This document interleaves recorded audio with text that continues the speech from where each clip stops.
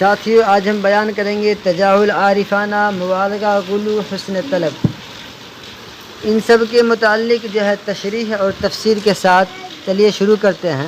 تجاہل عارفانہ کی تعریف تجاہل عارفانہ کسی بات کے بارے میں واقفیت میں یعنی جاننے کے باوجود انجان بننا تجاہل عارفانہ کہلاتا ہے۔ جیسے یہ شعر دیکھیے، صنم کہتے ہیں تیرے بھی کمر ہے، صنم کہتے ہیں تیرے بھی کمر ہے، کہاں ہے کس طرف ہے اور کدھر ہے۔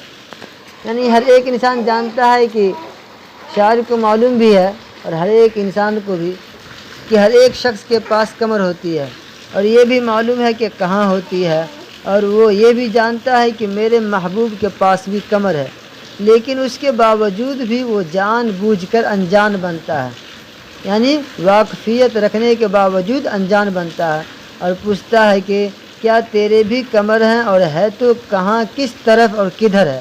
لہٰذا یہ کیا کہلایا؟ تجاہل عارفانہ، سمجھ گئے ہوں گے۔ اب دیکھیے مبالغہ یعنی کسی بات کے اندر بہت چڑھا بڑھا کر کے بیان کرنے کو مبالغہ کہا جاتا ہے۔ مثال کے طور پر شعر میں کسی بات کو بڑھا چڑھا کر بیان کرنے کو مبالغہ کہا جاتا ہے۔ جیسے شہیدی کا یہ شعر ہے، جیسے کل رات کو انہیں جو کہیں دیر ہو گئی، کل رات کو انہیں جو کہیں دیر ہو گئی، دنیا ہماری آنکھوں میں اندھیر ہو گئی۔ دیکھیے مثال کے طور پر رات میں دیر سے لوٹنے پر انتظار کرنے والے کی آنکھوں تلے اندھیرا چھا جانا کیا ہے؟ مبالغہ ہے۔ یعنی کسی نے کہا کہ آپ کے انتظار میں تو ہم ایسے تھے، بالکل بے شدت سے انتظار کر رہے تھے، کھائے نہیں پیے نہیں، ایسے کہ آنکھ اندھیرا ہو گئی، ڈبیا جلا کر کے جلاتے یہ سب کیا ہے؟ غلو ہے، مبالغہ سے بالکل جتنا کی نہیں اتنا جتا رہا ہے، یہی ہوا آنکھوں تلے اندھیرا چھا جانا مبالغہ ہے، لیکن یہ بات عقلاً اور عادتاً ممکن معلوم ہوتی ہے۔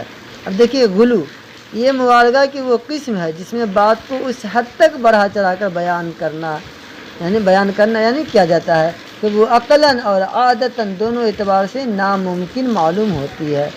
جیسے میر انیس کا یہ شعر، گر چشم سے نکل کے ٹھہر جائے راہ میں، گر چشم سے نکل کے ٹھہر جائے راہ میں، پڑ جائے لاکھ آبلے پائے نگاہ میں۔ یعنی اس کا مطلب یہ ہوا کہ شاعر کا کہنا ہے کہ کربلا کے میدان میں اس قدر شدت کی گرمی پڑ رہی تھی، کربلا کے میدان میں اس قدر شدت کی گرمی پڑ رہی تھی کہ اگر کوئی نگاہ آنکھ سے نکل کر راستے میں ٹھہر جاتی تو اس کے بھی پاؤں میں لاکھوں آبلے پڑ جاتا۔ بتائیے، آنکھ سے نگاہ نکل کر راستے میں ٹھہر جاتی تو اس کے بھی پاؤں میں لاکھوں آبلے پڑ جاتے۔ یہ کیا بڑا غلو ہے۔ لیکن گرمی چاہے کتنی شدت کی کیوں نہ ہو، مگر نگاہ کے پاؤں آبلوں کا پڑ جانا بالکل ناممکن سی بات ہے، لہذا یہ کیا ہوا؟ غلو ہوا۔ یہ یعنی کسی بھی چیز کو اتنا بڑا چڑھا کر کے غلو جو ہے درست نہیں ہوتی ہے، بڑا چڑھا کر کے۔ اب دیکھیے حسن طلب، حسن مانا خوبصورتی اور طلب مانا کسی چیز کو اپنا حاصل کرنا۔ آپ کو اگر جو کسی کنجوس یا کسی مالدار کے ہاتھوں سے کچھ نکلوانا ہے تو آپ کو حسن طلب سے کام لینا ہوگا، اچھی چیزوں سے یعنی اچھی خوبصورتی سے اس کو حاصل کرنا ہوگا۔ کیوں نکالنا نہیں جانتا لیکن اس کی تعریف کرنی ہوگی بڑھا چڑھا کر کے۔ تو آئیے ہم آپ کو ایک مثال سے سمجھاتے ہیں۔ اسے عرض حال بھی کہتے ہیں، حسن طلب اسے عرض حال بھی کہتے ہیں۔ یہ قصیدہ کا آخری حصہ ہوتا ہے۔ قصیدہ کے اجزائے ترکیبی، تشبیب، نمبر 2 غریز، نمبر 3 مدح، نمبر 4 حسن طلب۔ یاد رکھیے گا، قصیدہ کے اجزائے ترکیبی کتنا ہوتا ہے؟ 4 ہوتا ہے۔ نمبر 1 تشبیب، نمبر 2 غریز، نمبر 3 مدح، نمبر 4 حسن طلب، اور پھر دعا۔